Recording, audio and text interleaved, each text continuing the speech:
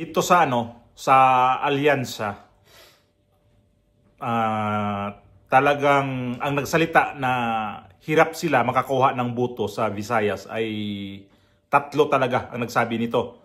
Ping Lacson, Abby Binay at saka si Abalos. Ito yung tatlo na nag-accept na mula noong hinuli si dating Pangulong Duterte, ay ang sabi nila ay ang laking impact sa kanila na mawawala o malaking kabawasan ang Visayas at Mindanao sa kanilang kampanya dahil galit nga ang mga tao dito, especially sa Mindanao.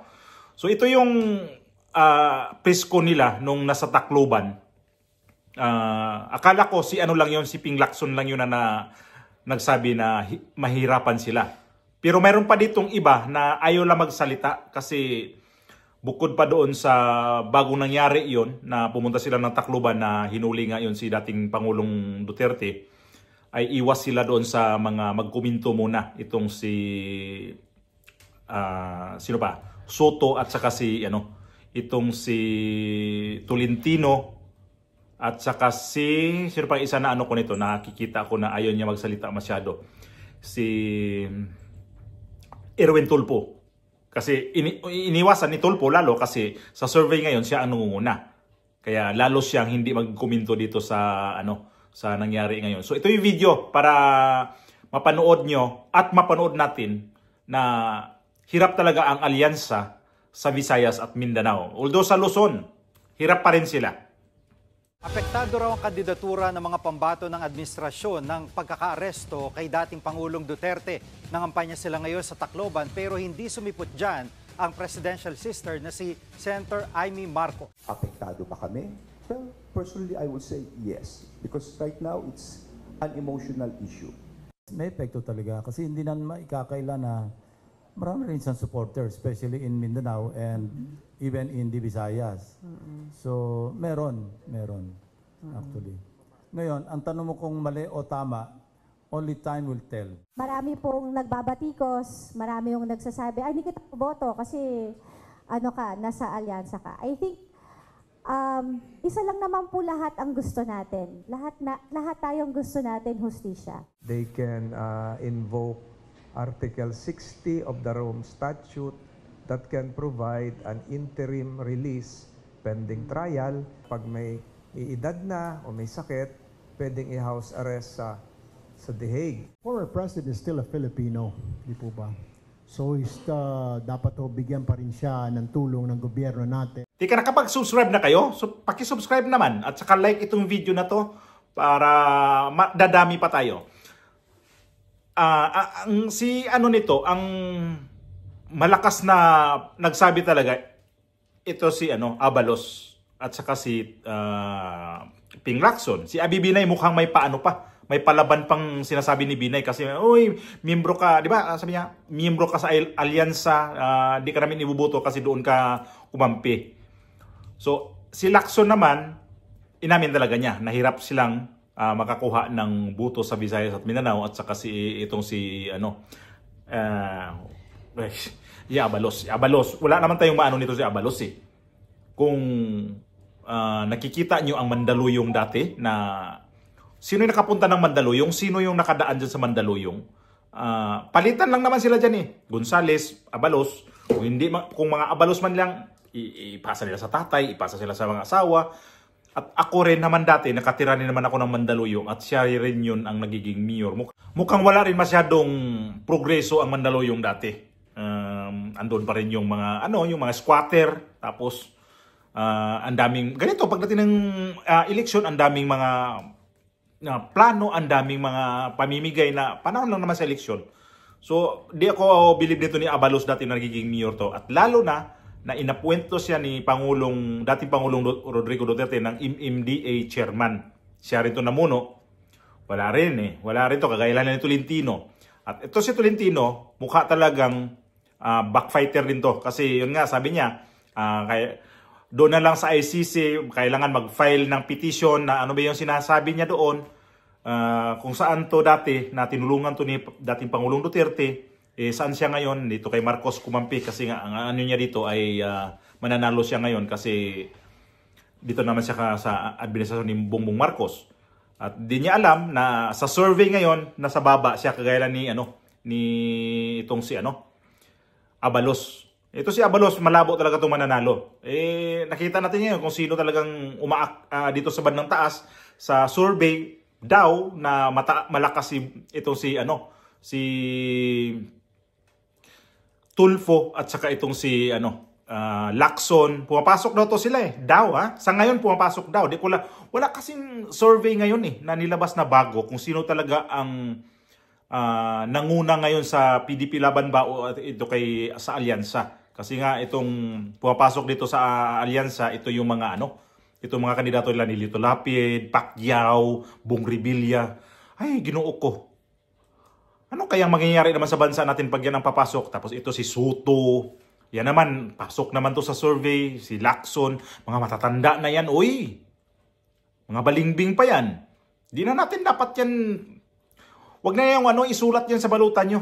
Pagka mga yan ang apelyido na yan. Kasi nandyan na sila nang galing. Kumandidato ng senador, kumandidato ng vice-presidente, presidente, na hindi nanalo, balik na naman dito sa Senado.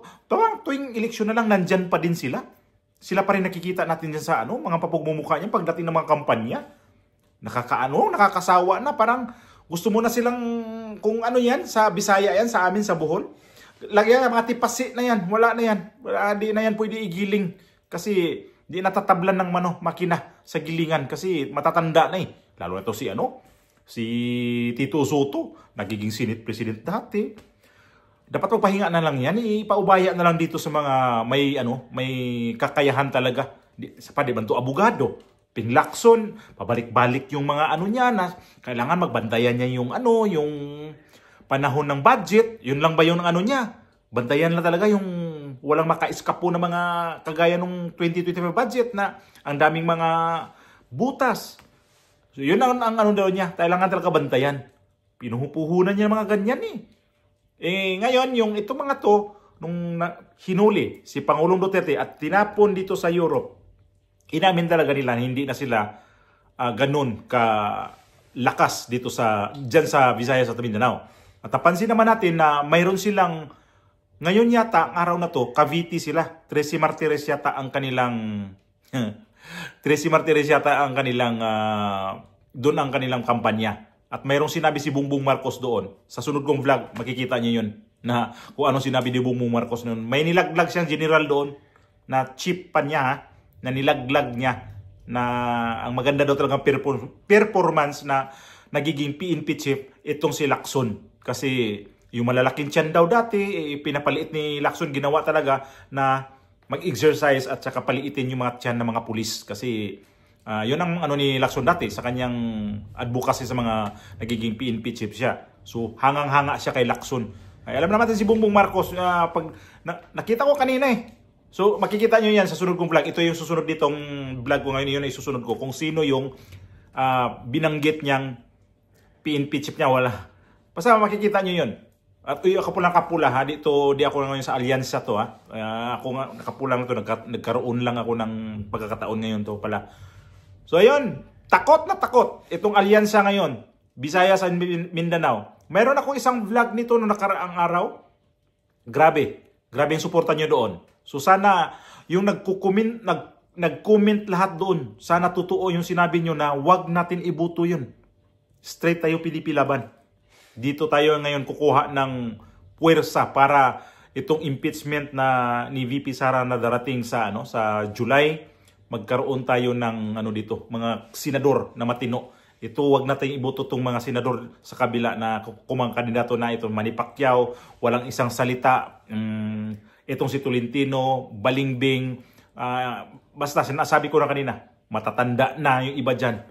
Hayaan na natin itong mga bago ngayon.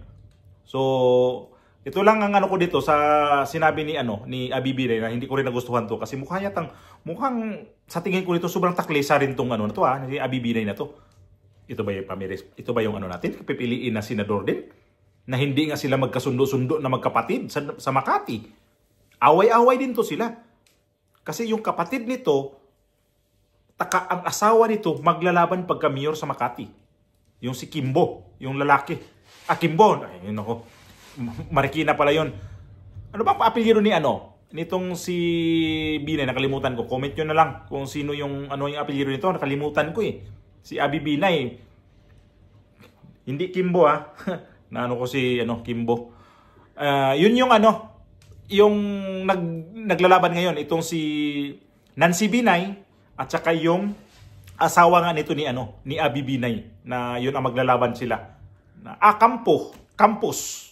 Sila ang maglalaban ito, Campos at saka si Nancy Binay.